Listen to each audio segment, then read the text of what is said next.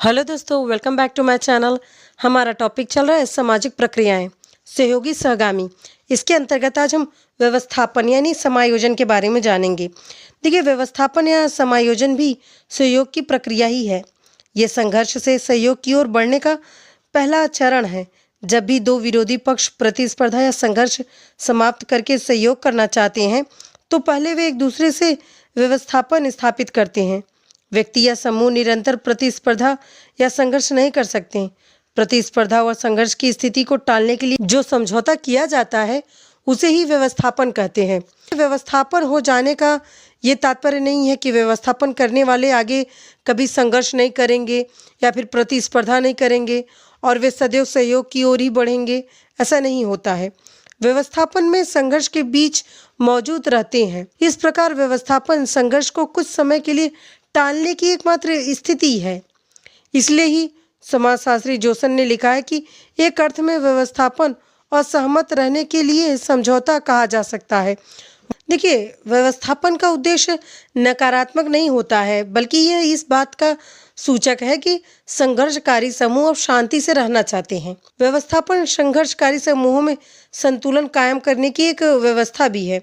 व्यवस्थापन में दो पक्षों में सहिष्णुता पैदा हो जाती है और वे अपनी सच्ची और न्यायपूर्ण मांगों का प्रतिनिधित्व करने लगते हैं। व्यवस्थापन संघर्षकारियों को सहयोग और निर्माण की ओर अग्रसर करता है और साथ ही इन्हें पूर्ण विनाश से भी रोकता है। अब हम व्यवस्थापन के अर्थ एवं परिभाषा को समझेंगे। पहले समाजशास्त्री हैं आर्गमन और नेमकॉप। देखिए, इनके अनुसार व्यवस्थापन वह शब्द है जिसका प्रयोग समाजशास्त्री आक्रामक व्यक्ति या समूह द्वारा किए जाने वाले सामंजस्य के लिए करती हैं। वहीं समाजशास्त्री बोगाट का कहना है कि व्यवस्थापन मित्रतापूर्ण आदान प्रदान की प्रक्रिया है, जिसमें सहिष्णुता, पंच निर्णय और समझौता के द्वारा चेतन रूप में सामंजस्य किया जाता है। और समाजशास्त्री गिलिन और गिलिन के अनुसार तो व्यवस्थापन वो प्रक्रिया है जिसके द्वारा प्रतियोगी और संघर्ष जो करते रहते हैं व्यक्ति और साथ ही जो समूह प्रतिस्पर्धा या विरोध या संघर्ष करते रहते हैं या करते चले आ रहे हैं, वो संघर्ष के कारण उत्पन्न कठिनाइयों को दूर करने के लिए एक दूसरे के साथ अपने संबंध का सामंजस्य कर लेते हैं। इसे ही व्यवस्थापन कहते हैं। देखिए, इन समाजशास्त्रियों की परिभाषा से ये स्पष्ट होता है कि व्यवस्थापन संघर्ष से सहयोग की ओर अग्रसर होने का एक प्रयत्न है। इसमें संघर्षरत जो व्यक्ति है या समूह एक दूसरे के प्रति अपने विचारों और दृष्टिकोण में परिवर्तन लाने और परस्पर सहयोग करने लगते हैं। व्यवस्थापन एक प्रक्रिया है या एक अवस्था भी, यानी ये दोनों ही हैं। एक प्रक्रिया के रूप में व्यवस्थापन में व्यक्ति या समूह परस्पर सामंजस्य स्थापित करने के लिए निरंतर प्रयत्न करते हैं। उदाहरण के लिए, एक नवविवाहित वधू जो होती है वो ससुराल में आकर वहाँ के वातावरण में धीरे धीरे सामंजस्य करती है। अगर व्यवस्थापन एक अवस्था के रूप में अगर हम बात करें, तो अवस्था के रूप में इसे परिभाषित करते हुए समाजशास्त्री रियोडर और हार्ट ने लिखा है कि एक अवस्था के रूप में व्यवस्थापन संबंधों की एक व्यवस्था है जो समूह में व्यक्ति की स्थिति या संपूर्ण सामाजिक संगठन में समूह की स्थिति को परिभाषित करती है। इसे मानना या स्वीकार करना ही व्यवस्थापन है। इस प्रकार अवस्था के रूप में व्यवस्थापन में एक व्यक्ति या समूह को समाज में जो स्थिति प्रदान की गई है या फिर जो स्थिति है उसकी, वो उसे स्वीकार कर लेता है। उदाहरण के लिए, हिंदू जाति व्यवस्था में प्रत्येक जाति और व्यक्ति की एक निश्चित स्थिति होती है जिसे जाति और व्यक्ति स्वीकार करते हैं और साथ ही उसके अनुरूप आचरण भी करते हैं।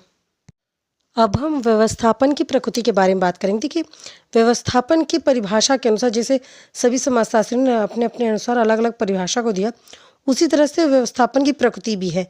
जैसे पहला है, अधिकांश जो व्यवस्थापन होता है वो अचेतन प्रक्रिया में होता है। हम जीवन में ज़्यादातर अचेतन रूप में ही परिस्थितियों और व्यक्तियों से व्यवस्थापन करते हैं।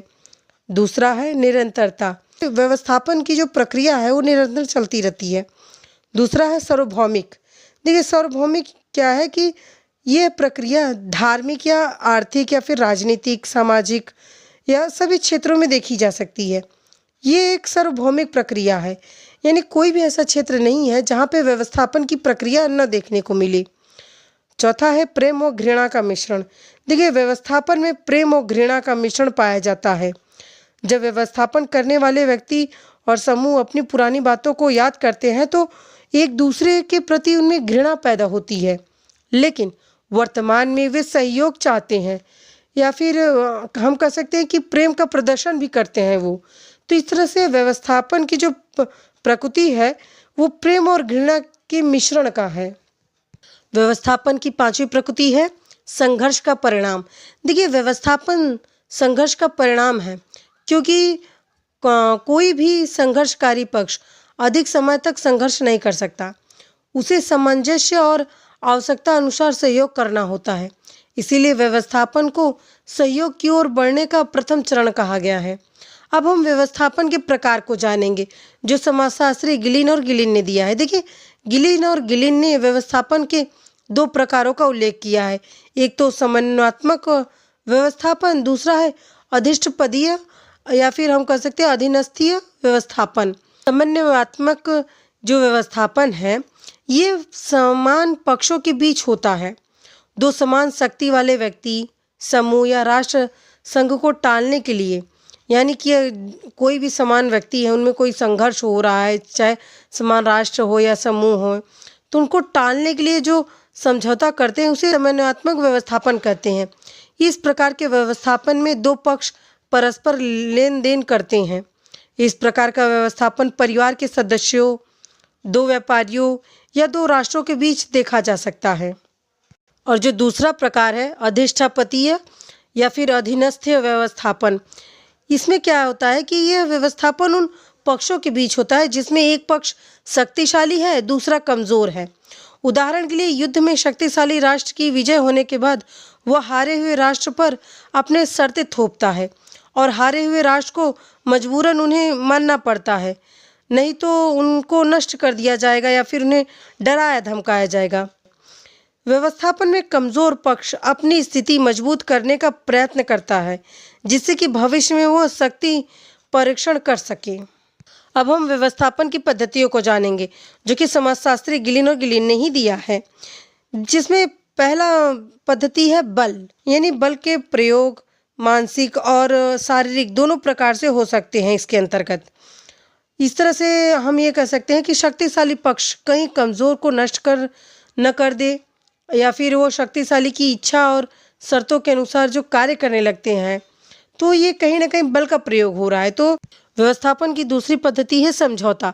देखिए, दो समान शक्ति वाले राष्ट्र हों या व्यक्तियों हों या फिर समूह हो या फिर व्यापारिक संस्था हो, सब में समझौता के आधार पर ही व्यवस्थापन किया जाता है। श्रम विवादों का निपटारा भी इसी रूप में होता है, यानी व्यवस्थापन रूप में होता है।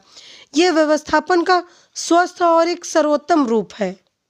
व्यवस्थापन पद्धति की तीसरा पॉइंट है सहिष्णुता। देखिए, इसमें दोनों पक्ष एक दूसरे की बातों को सहन करते हैं।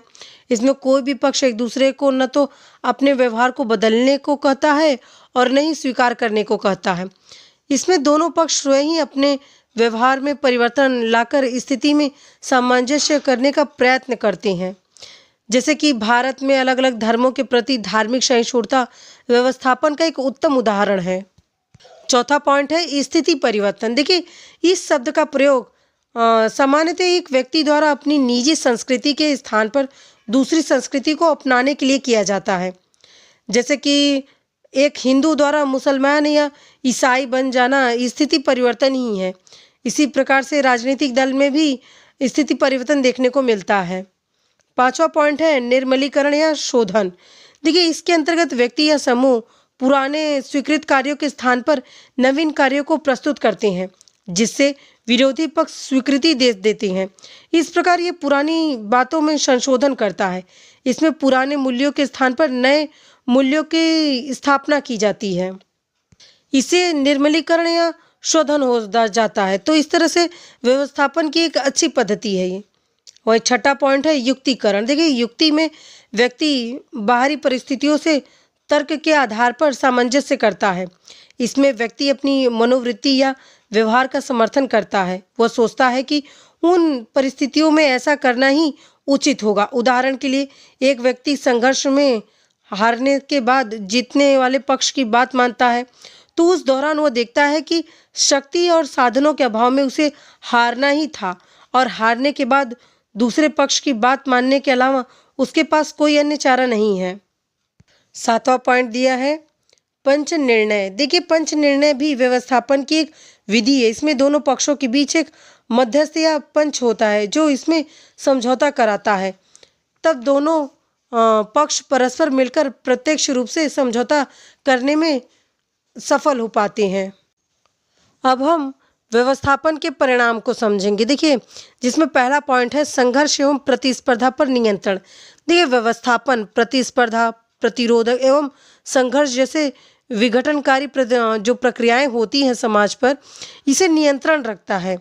वहीं दूसरा है परिस्थिति में परिवर्तन। देखिए, व्यवस्थापन समूह में व्यक्ति की परिस्थितियों का पुनर्निर्माण या पुनर्निर्धारण करता है और साथ ही आत्मसात के लिए तैयार भी करना होता है। देखिए, इस तीसरे पॉइंट में क्या है कि संघर्ष और विरोध और साथ ही प्रतिस्पर्धा के समाप्त होने के बाद दोनों पक्षों में पहले व्यवस्थापन होता है और उसके बाद आत्मसात होता है। यानी दोनों पक्ष एक दूसरे के मूल्यों, विचारों और संस्कृति से परिचित होते हैं और साथ ही एक दूसरे के प्रति सहिष्णुता की दृष्टिकोण अपनाते हैं। इस तरह से हम ये कह सकते हैं कि समाज में चलने वाली जो विनाशकारी प्रक्रियाएं हैं वो व्यवस्थापन के परिणाम स्वरूप रोका जा सकता है।